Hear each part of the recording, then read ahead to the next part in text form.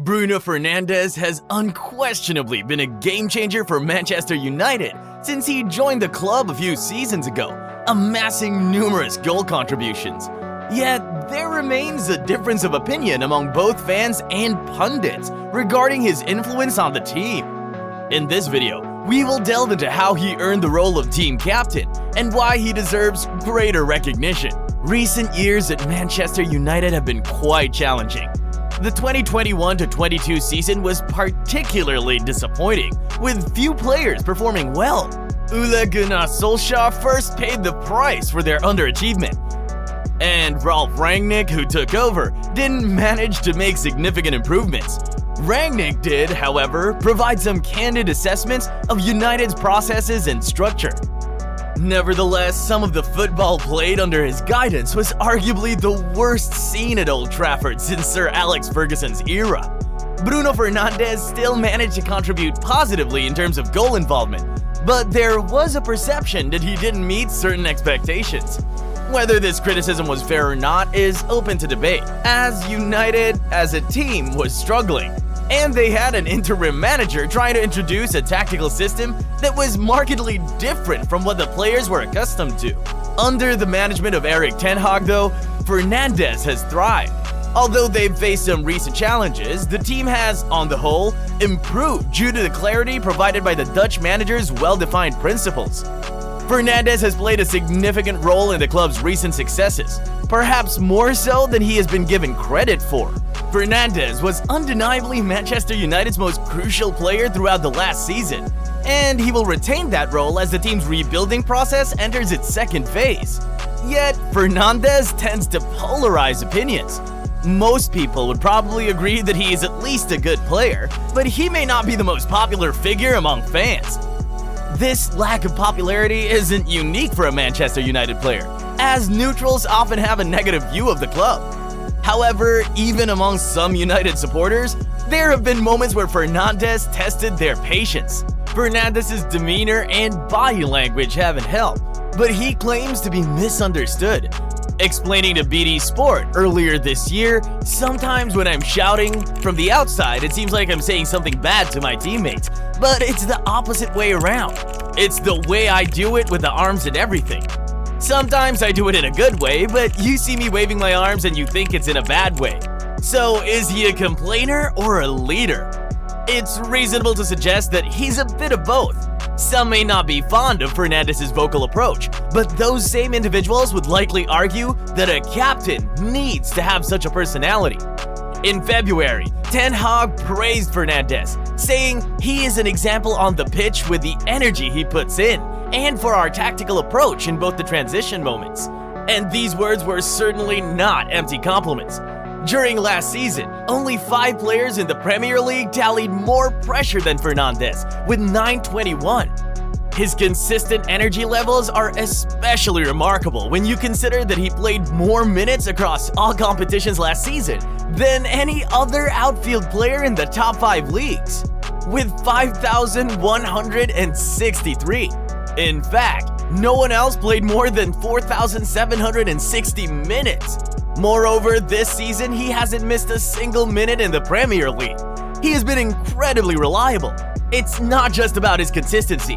He has also been an exceptional creator for United in recent years. A revealing statistic sheds light on Fernandes' distinctive style. This statistic employs tracking data to compute the expected success rate of each pass, taking into account the positioning of players on the field.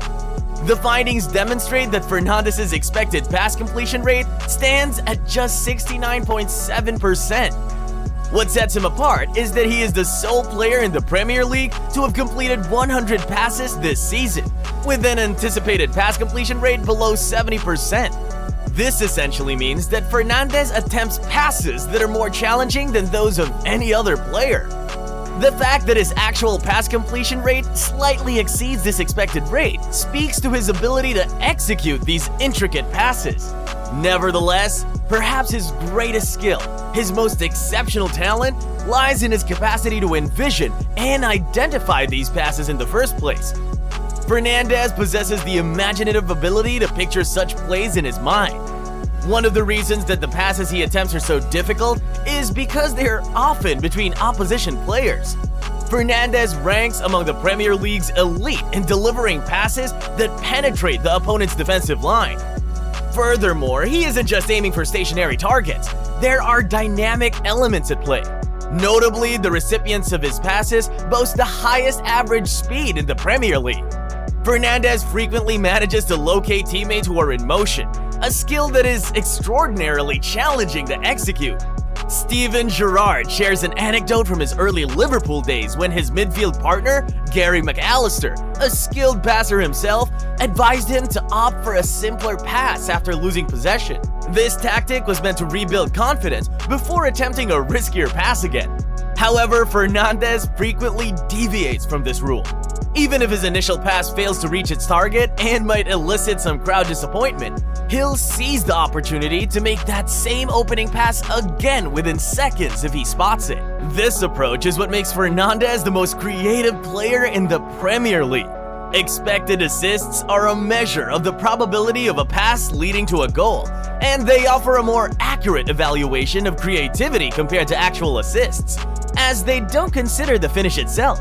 This season, Fernandes leads the chart for expected assists with 2.1. Erik ten Hag, United's coach, acknowledged Fernandes' significance, noting that it requires intelligence and a strong personality to persistently opt for the challenging pass, even when things go wrong multiple times. It takes a specific mentality to keep favoring the difficult path over the easier one. The latest statistical data from the Premier League also highlights that Fernandes is setting a prime example in a crucial area. In the initial Premier League matches of the season, only Dejan Kulusevski of Tottenham has covered more distance than Fernandes, who has accumulated 46.86 kilometers during Manchester United's first 4 games. Besides his impressive physical performance, Fernandes has also stood out in terms of attacking metrics. The midfield maestro, who has already contributed a goal and an assist this season, has created a remarkable 13 chances for his teammates in these matches. This figure significantly surpasses the effort of any other Manchester United player. It's undeniable that Fernandes displays tremendous passion and commitment on the field, and this is a sign of a leader. However, when Fernandes demonstrates this kind of passion, holds his teammates accountable, or questions officials, some may question his suitability to wear the captain's armband. The reality is that he is perfectly suited to that role. Firstly, in today's football, most managers mention having a leadership group among the players, and the actual captain's identity is relatively less important from their perspective. Furthermore, it's not a novel occurrence for a Manchester United captain, or any captain, to engage in discussions with officials. Ask any referee who officiated games in the 1990s and early 2000s about their experiences with Roy Keane on the field. Keane, widely regarded as one of United's greatest ever captains, once said, "Footballers face various pressures, but dealing with them is part of the job.